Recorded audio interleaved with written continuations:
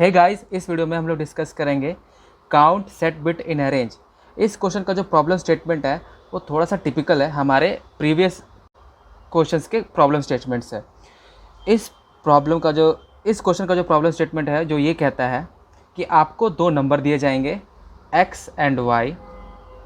इस problem statement में आपको दो नंबर दिए जाएंगे x एंड y, साथ ही साथ आपको दो और नंबर दिए जाएंगे as a range L and R, और आपको बताना है कि इस रेंज में यानी L एंड R के रेंज में Y में कितने सेट बिट्स हैं। अगर वो सेट बिट्स हैं तो हमें सेम पोजीशन पर ही Y में चेंजेस करने होंगे। अगर आपको प्रॉब्लम स्टेटमेंट समझने में थोड़ी सी भी दिक्कत हुई है तो आपको इस एग्जांपल से ये प्रॉब्लम एकदम क्लियर हो जाएगा। जैसे x अगर हम ले लें वैल्यू 44 और y की वैल्यू अगर जैसे ले लें 3, और रेंज जो होगा हमारा L हमने ले लिया 1 एंड R जो होगा हमने ले लिया 5। तो y का जो x का जो यानी 44 का जो बाइनरी होता है वो होता है 101100, और 3 का जो बाइनरी होता है वो होता है 11, और यहाँ पे सभी जगह 0। और हमारा रेंज क्या है 1 से 5 तक। ये पोजीशंस है तो हमें इंडेक्स चाहिए, तो हम दोनों में से 1 1 माइनस कर देंगे तो ये 0 हो जाएगा और ये 4 हो जाएगा। तो 0 1 2 3 4 यानी यहाँ से लेके यहाँ तक। तो हमें y में चेक करना है, और ये x, तो हमें y में चेक करना है कि इस रेंज में यानी 0 से लेके 4 तक के रेंज में कितने सेट बिट्स हैं। अगर वो सेट बिट्स हैं तो हमें सेम y पोजीशन पर ही उसको चेंज करना होगा सेट बिट्स में। अनसेट बिट को सेट बिट में चेंज करेंगे पर अनसेट बिट को सेट में चेंज नहीं करेंगे। तो इस रेंज में 1 यहाँ पर आता है तो हम इसको चेंज कर देंगे तो यहाँ पे 1 हो जाएगा। यहाँ पे सेट बिट्स है और यहाँ पे सेट बिट नहीं है तो हम यहाँ पे चेंज करेंगे तो 1 हो जाएगा, और यहाँ का जैसे का तैसा ही लिख देंगे।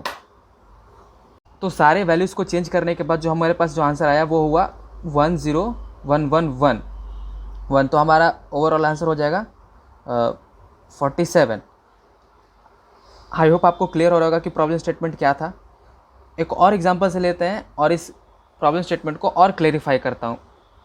जैसे x की वैल्यू अगर मैंने ले ली 16 और y की वैल्यू ले ली मैंने जैसे 2, और रेंज जो होगा हमारा L1 एंड R जो होगा वो हमारा 3। तो प्रॉब्लम स्टेटमेंट ये कहता है कि y में 1 से लेके 3rd पोजीशन तक कितने सेट बिट्स हैं। अगर वो सेट बिट्स हैं तो मुझे x में सेम जगह पर अनसेट बिट को सेट बिट में बदलो। तो x का जो बाइनरी होता है वो 140 एंड हमारा जो y है वो है 2, उसका बाइनरी होता है 10, और बाकी सारी जगह पे तो यहाँ पे 0 ही आएगा। और हमारा रेंज है 1 से लेकर 3 पोजीशन तक। पोजीशन यानी हम इंडेक्स चाहिए तो 1 से लेकर 3 तक, मतलब 0 से लेकर 1 तक, 0 1 2। तो सेट बिट्स कितने हुए, सिर्फ y में केवल एक ही जगह पे सेट बिट्स है तो हमें इस जगह पे जो है अनसेट बिट को सेट बिट में कन्वर्ट करना पड़ेगा। तो ओवरऑल हमारा आंसर क्या हो जाएगा 10010, और ये बाइनरी है 18 का। आई होप आपको समझ में आएगा कि प्रॉब्लम स्टेटमेंट क्या है। तो प्रॉब्लम स्टेटमेंट काफ़ी सिंपल है। आपको दो नंबर दिए जाएंगे, साथ ही साथ आपको दो और नंबर दिए जाएंगे एज एन रेंज। हमें y में उन रेंज के बीच में सेट बिट्स को चेक करना है। चेक करने के बाद सेम पोजीशन पर y में x में अगर अनसेट बिट है तो हमें वहाँ पे सेट बिट करना है। That's it. ये इतना ही सही प्रॉब्लम स्टेटमेंट था। अब तक हम लोगों ने जितने प्रॉब्लम्स देखे थे, उन प्रॉब्लम स्टेटमेंट्स देखे थे, उन सब में ये थोड़ा सा टिपिकल था, पर आई होप आपको समझ में आएगा कि ये कैसे चल रहा है। तो हमने देखा कि प्रॉब्लम स्टेटमेंट में ही इसका सोल्यूशन जो है छिपा हुआ है। मैंने बोला अभी कि हमें x में चेंजेस करने हैं, किसके आधार पर, y में रखे सेट बिट्स की वैल्यू से। मतलब चेक जो है हमें y में करना है, y में हमें चेक करना है, और चेंजेस किस में करने हैं, x में। मतलब दो यहाँ पे बहुत इंपॉर्टेंट टर्म है। पहला चेकिंग, और दूसरा है सेटिंग। तो ये प्रॉब्लम स्टेटमेंट थोड़ा सा टिपिकल इसलिए बन जाता है क्योंकि ये प्रॉब्लम दो छोटे छोटे सब प्रॉब्लम से मिलकर बना है, और वो कौन सा है? चेकिंग और सेट करना, चेक करना और सेट करना, किसी भी पर्टिकुलर पोजीशन पर सेट बिट है या नहीं, यानी चेकिंग है या नहीं। दूसरा प्रॉब्लम कि किसी भी पोजीशन पर मुझे सेट बिट लाना है, मतलब सेटिंग। हम y में चेक कर रहे थे और x में वैल्यूज़ को सेट कर रहे थे। यही दो छोटे छोटे प्रॉब्लम्स मिलकर के ये प्रॉब्लम बना है। अगर आपको किसी भी पोजीशन पर ये चेक करना है कि वहाँ पे सेट बिट्स है या नहीं है, तो आप, और दूसरा प्रॉब्लम अगर आपको आता है कि किसी भी पोजीशन पर अगर सेट बिट नहीं है तो उसे कन्वर्ट करना सेट बिट में। अगर आपको ये दोनों प्रॉब्लम्स छोटे छोटे करने आते हैं तो आपसे ये प्रॉब्लम बहुत आसानी से सॉल्व हो जाएगा। बट डोंट वरी, अगर आपको प्रॉब्लम स्टेटमेंट अगर आपको ये दोनों छोटे सब प्रॉब्लम्स नहीं भी आते हैं तो उसे भी मैं यहाँ पे डिस्कस करूँगा। तो जैसे एक एग्जांपल ले लेते हैं। जैसे अगर कोई भी बाइनरी नंबर है, बाइनरी नंबर जैसे 1001011, अगर ये कोई एक बाइनरी नंबर है, मैं यहाँ पे सेटिंग सिखा रहा हूँ कि कैसे, मैं यहाँ पे पहले चेक सिखाऊंगा फिर सेटिंग सिखाऊंगा। तो पहले चेक सीख लेते हैं, फिर यहाँ पर सेटिंग।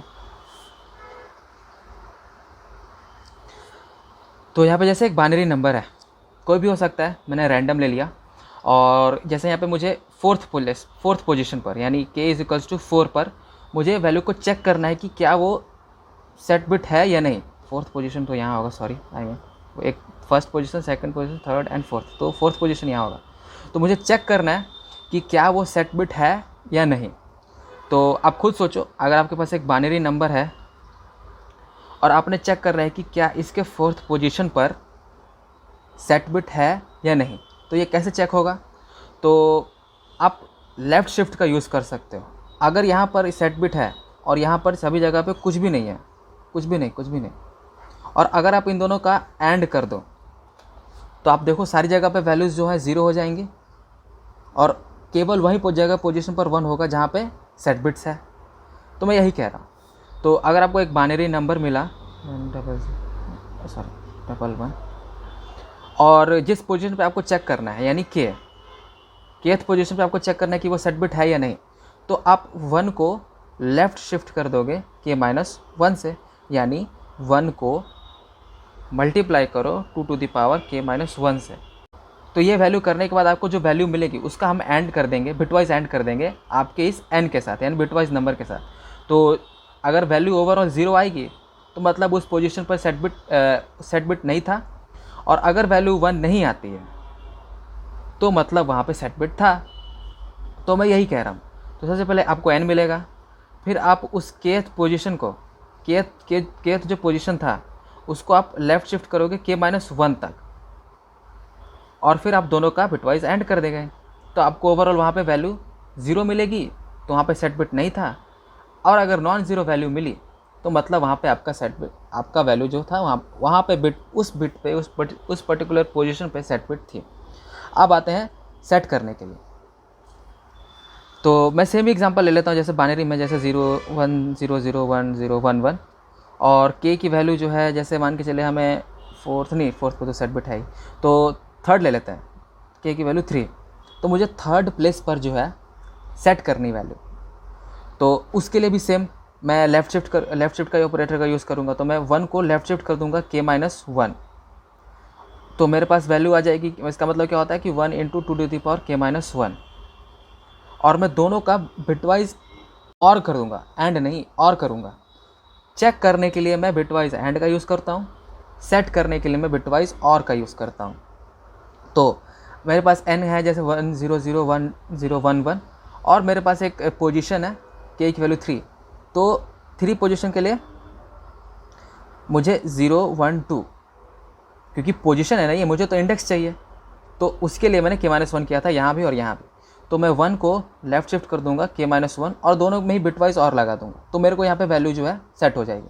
वो कैसे अभी देख लेते हैं। जैसे 1 0 0 1 0 1 1, और हमारा k था कितना 3। 1 को मैं लेफ़्ट शिफ्ट करूँगा k-1, तो 2 k-1 जो कि हो जाएगा 2 2 दैट इज़ 4। तो 4 का बाइनरी क्या होता है 1 0 0, सारी जगह पे तो 0 है ही। अब मैं बीच में बिटवाइज और लगाऊंगा, तो 0 0 1 1 0 0 0 0 0 0 0 1 1 0 1 0 1 1 1 0 1 1 0 1। तो आप देख सकते हो कि हमारी जो वैल्यू थी 1 0 0 1 0 1 1 चेंज हो गई 1 0 0 1 1 1 1। तो आई होप आपको समझ में आएगा कि वैल्यू को चेक कैसे करते हैं और सेट कैसे करते हैं। तो ये रहे वो कुछ लाइन जो मैंने अभी डिस्कशन में लिखा था, उसे मैंने बस फ्रेश करके लिख दिया कि आपको अच्छे से समझ में आ जाए कि चेकिंग द kth बिट और सेटिंग द kth बिट कैसे काम करता है। आपको एक n नंबर मिलता है इनिशियली, वो बाइनरी में होता है, और आपको एक पोजीशन मिलता है kth बिट, आपको पोजीशन मिलता है और आपको इंडेक्स चाहिए रहता है। तो आप k-1 करते हो और उसे लेफ़्ट शिफ्ट कर देते हो। इन शॉर्ट आप 2 to the power k-1 से मल्टीप्लाई करते हो वैल्यू को, तो 1 जो है वो एक आगे शिफ्ट हो जाता है। और आपको जिस पोजीशन पे सेट चेक करना होता है आप उस पोजीशन पे लेके चले जाते हो यूजिंग लेफ़्ट शिफ्ट, और दोनों में बिटवाइज एंड कर देते हो इन ऑर्डर टू चेक, और बिटवाइज और कर देते हो इन ऑर्डर टू सेट। हमने एग्जांपल लिया था n में, जैसे 1 0 0 1 0 1 1, और k की वैल्यू ली थी 4। तो हमने बिटवाइज एंड किया, जैसे 1 0 0 1 0 1 1, और हमने बिटवाइज बीच में एंड लगाया और 1 को लेफ़्ट शिफ्ट किया 3 से, यानी k-1, तो दैट इज़ 3।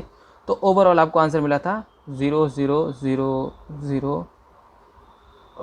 1 0 0। हाँ, तो फोर्थ पोजीशन पे जो है आपकी वैल्यू सेट थी, तो ओवरऑल आपका आंसर नॉन ज़ीरो नहीं आया, है ना।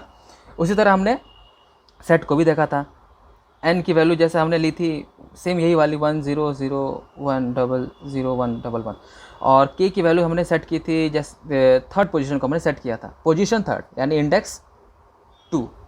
तो हमने वही n को और किया, बिटवाइज और किया, 1 लेफ़्ट शिफ्ट k-1।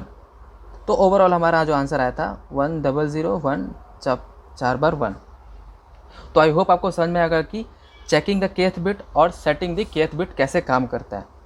तो अगर आपको ये दोनों ही सब प्रॉब्लम समझ में आ गई हैं तो आपको अब इसको कोड में करना बहुत आसान हो जाएगा। तो आप डायरेक्टली और कोई डिस्कशन के बिना ही आप अपने कोड की तरफ बढ़ते हैं।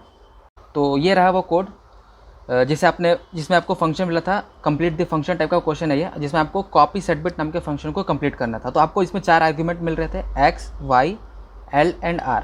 x वो है जिसमें आपको सारे चेंजेस करने हैं, y वो है जिसमें आपको सारे चेक्स लगाने हैं कि वहाँ पे है कि नहीं, और l एंड r आपको रेंज मिल रही थी। मैंने इनिशियली l और r को दोनों को ही माइनस कर दिया, क्योंकि हमें पोजीशन नहीं चाहिए, हमें इंडेक्सेस का काम है। तो मैं एक लूप लगाऊंगा, फॉर लूप, जो लेके l से लेकर के r तक चलेगा, और मैं 1 को मैं लेफ़्ट शिफ्ट कर दूंगा i से और टेम्प में डाल दूंगा, और उसे y के साथ में बिटवाइज एंड कर दूंगा। क्यों? क्योंकि मुझे यहाँ पे चेकिंग करनी थी, चेक करना था। तो मैंने यहाँ पे चेक लगाया। चेक लगाने से फ़ायदा ये हुआ कि अगर वहाँ पे सेट बिट नहीं होगी तो वो अंदर आएगा ही नहीं, और अगर सेट बिट होगी तो ये इफ़ कंडीशन है, तो non zero value already if में ट्रू मानी जाती है, तो नीचे आ जाएगा वैल्यू। तो हम नीचे आ जाएंगे और मैं x के साथ बिटवाइज एंड कर दूंगा, तो मेरी वैल्यूज़ x में सेट हो जाएंगी। आई होप आपको समझ आ रहा होगा कि कैसे काम करेगा। अभी हमने जस्ट इसका डिस्कशन किया। तो वैल्यू को पहले मैंने चेक किया और यहाँ पे मैं वैल्यू को सेट कर रहा हूँ, और एट दी एंड मेरे को x में सारी वैल्यूज़ चेंज होकर मिल जाएंगी और मैं उसे रिटर्न कर दूँगा। अगर आपने मेरे पिछले वीडियोज़ देख रखे हैं तो मैं सारे जो codes of line of code मैंने ये तो समझाने के लिए लिखा है, बट कॉम्पिटिटिव के वक्त, मतलब जब भी आप सीपी करते हो तो उस वक्त आपको इतना लिखने की कोई ज़रूरत नहीं होती। आप छोटे में लिख करके सिमटा देते हो सारी चीज़ें, और वो कैसे करते हैं वो सिर्फ एक लाइन ऑफ कोड में ही, ये आपको इतना तामझाम नहीं लिखने की ज़रूरत नहीं है। आप सिंपली एक लाइन लिख करके सारे टेस्ट केस निकलवा दोगे, तो आपको इतने जगह लिखने की ज़रूरत नहीं है। आप सिंपली अगर x bitwise or equals to y bitwise and 1 left shift i, अगर आप इतना भी लिखते हो तो आपका कोड जो है बहुत हंसी खुशी रन कर जाएगा। हमने कंडीशंस को डायरेक्टली यहाँ पे लिख दिया है, चेक लगाने का और सेट करने का यहीं पे काम हो जाता है।